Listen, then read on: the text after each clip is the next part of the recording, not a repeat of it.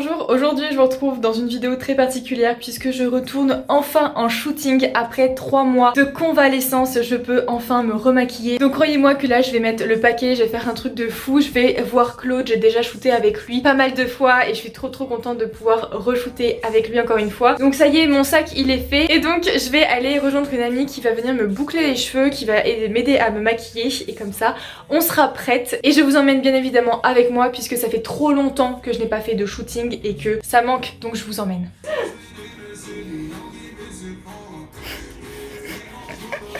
Bordel, il y en a partout. Ça y est, je me suis enfin bouclé les cheveux et maquillée. J'ai mis des faux cils.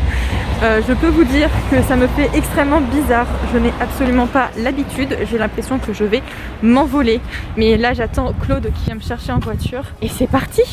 Bon allez, je passe en voix off pour vous expliquer tout le déroulement du shooting. Donc l'avantage qu'on a eu, c'est que Claude possède un studio et vraiment beaucoup de matériel. Ce qui fait que on n'avait plus qu'à installer l'espace comme on le souhaitait pour avoir le rendu recherché. Et ça c'est vraiment génial parce que c'est vrai que c'est pas le cas de tous les photographes d'avoir autant de matériel. Et ça montre aussi que être photographe, c'est pas simplement appuyer sur le bouton de l'appareil photo. Il peut y avoir tout un travail en amont et là pour le coup, pour ces photos là, c'est le cas en fait. Il fallait vraiment que nous-mêmes on crée notre espace pour avoir ensuite les résultats qu'on voulait.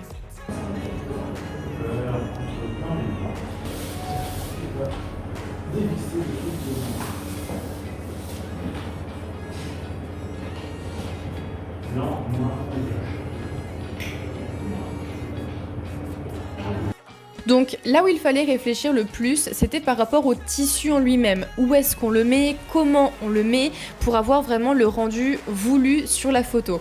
Donc au départ, on a voulu tenter de faire les photos sur le mur de droite que vous voyez, sachant que les fonds étaient déjà en place à cet endroit, donc ça aurait été beaucoup plus simple, puisqu'il n'y avait que le tissu à mettre en place.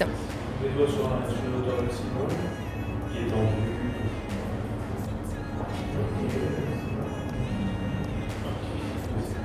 Et donc Claude m'a demandé de me mettre là où potentiellement je me mettrais pour le shoot, pour qu'il puisse voir la profondeur qu'il a pour les photos et choisir son matériel en fonction. Et même en changeant d'appareil photo justement, ça allait pas. Alors Claude a pris la décision qu'on change de plan et qu'on se mette dans un autre sens. Donc avant de tout défaire et de tout réinstaller, parce que c'est un petit peu compliqué quand même, il a vérifié que l'idée soit bonne. Et donc j'ai recommencé mes fameux étirements. Donc non, je ne suis pas en train de péter un câble.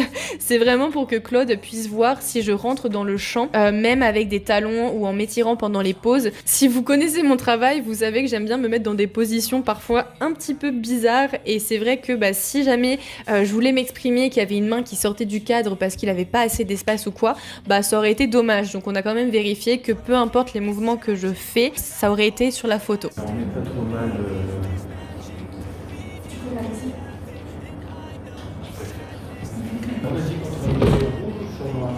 On n'avait pas encore décidé.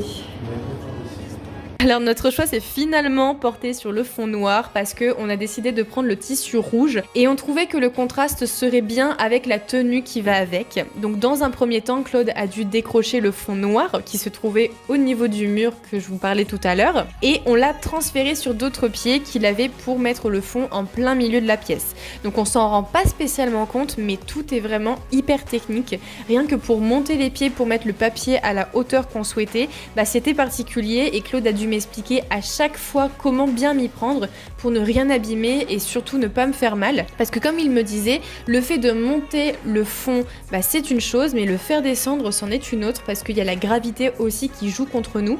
Et on dirait pas, mais c'est quand même assez lourd, c'est du papier, c'est du carton, etc.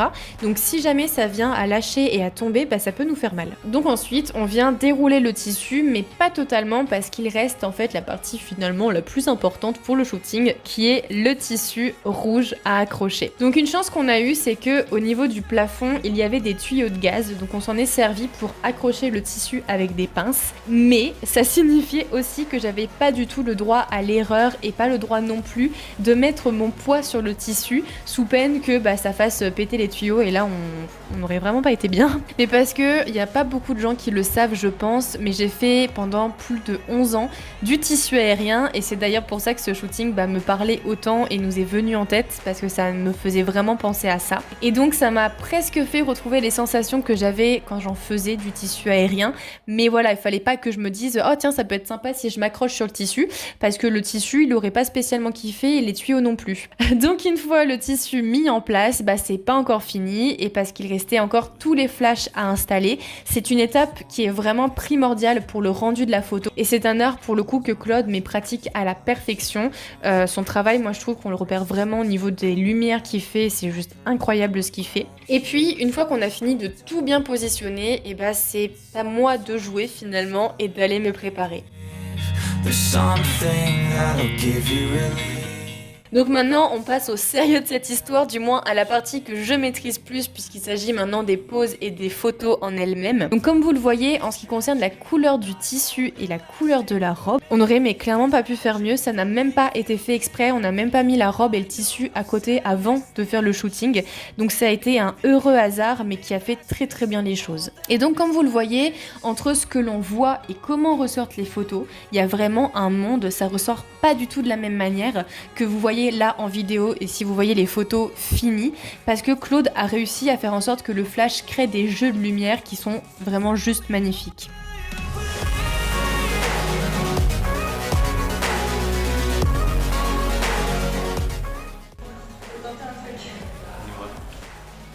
Tu vas finir aux urgences ou pas? Non.